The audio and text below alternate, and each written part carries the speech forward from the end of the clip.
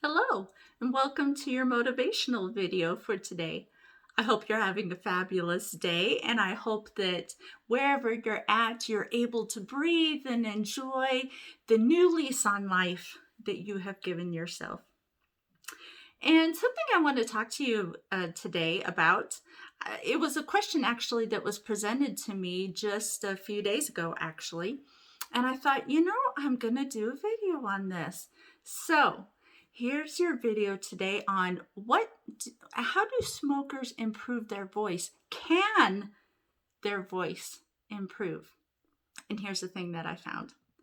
Actually, their voice can improve.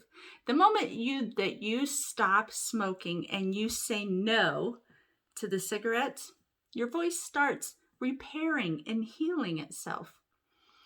And doctors have noticed that within just a matter of a few weeks, the vocal cords themselves, as well as the whole larynx, the whole voice box in general, really takes a dramatic turn for the better. And it just increases in its healing process.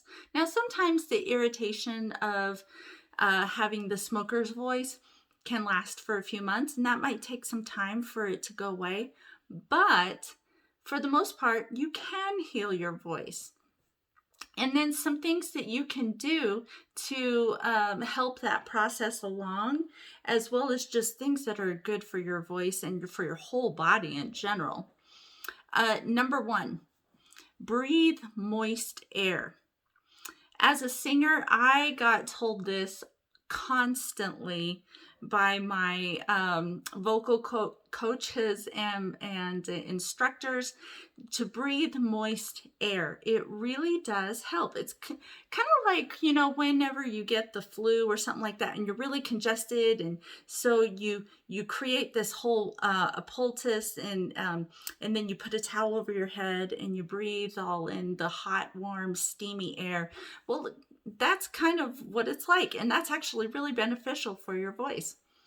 Another thing you can do is voice rest. Now, this one was a hard one for me because when I was teaching, if I lost my voice, uh, I really couldn't go on vocal rest that much because there wasn't anybody else who could take over my class. But as much as is possible, try to keep your voice down low. Not necessarily whispering, and we'll talk about that in a moment, but just resting it, not tensing the muscles in the throat. And then, whenever you don't need to talk, maybe just stay silent.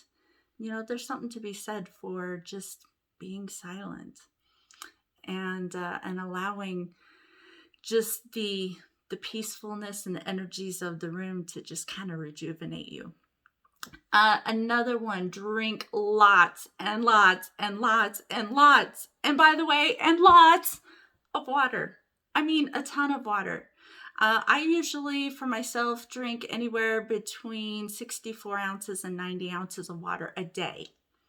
And that's just because of so much talking that I do. Plus, I enjoy drinking water. And so I drink a lot of water. And because of it, it does help my voice when I'm singing. It's helped in other areas. It helps my skin. And because I have dry skin, and so just drink lots and lots and lots of water, and it's super beneficial for you. And not only just drinking lots of water, don't just guzzle a ton of water all at once.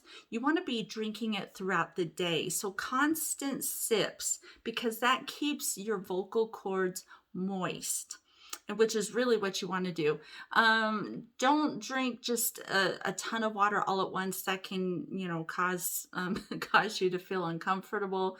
It can cause heartburn, and it doesn't keep your vocal cords moist throughout most of the day. So really, just try to sip on water constantly throughout the day. Um, you know, Definitely don't no smoking. And as a non-smoker, you are working on that, and you're doing a great job. And also no alcohol, because alcohol dries out the voice box, and so you want to avoid drinking alcohol. And then this one was interesting for me. I did not learn this until I was in college, and my vocal coaches, they actually happened to be my campus parents, and I had gotten sick, and so they told me no clearing your throat because that's pretty harsh on the voice. So avoid clearing your throat if at all cost. And this ties in with the last point of avoid whispering, because whispering is actually very hard on the vocal cords. It causes a lot of strain and stress on them. So if at all possible, avoid whispering and avoid clearing your throat. And like I said, when I got sick and all I had was a raspy voice, my vocal coaches, they actually told me to stop talking. I had to be on complete vocal rest for almost a week because I had a special I was singing for the entire school, and I was the lead singer, and I had to have my voice. So I was on complete vocal rest for a week. And it's really quite beneficial to be on that vocal rest. Don't whisper. It's really not good for your voice. You think it is, but it's really not.